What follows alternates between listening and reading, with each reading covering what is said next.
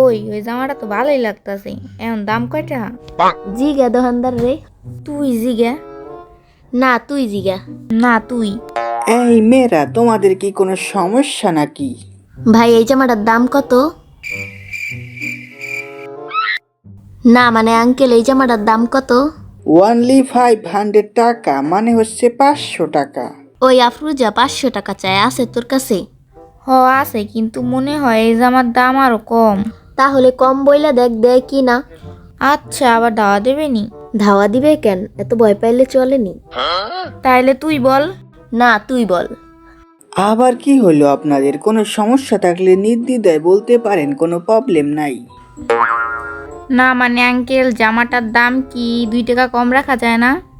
কি 2 টাকা কম? এইটা আবার কি ধরনের দাম? এই ধরনের দাম তো আগে কাউরে বলতে শুনি নাই। এরে দোকানদার আঙ্কেল মনে হয় রাগ হয়ে গেছে। আচ্ছা আঙ্কেল, প্যাকেট করেন, 500 টাকায় দিচ্ছি। 200 টাকা কম বলতে জীবনে অনেকবার শুনছি, কিন্তু 2 টাকা কম এই জীবনের প্রথম শুনলাম।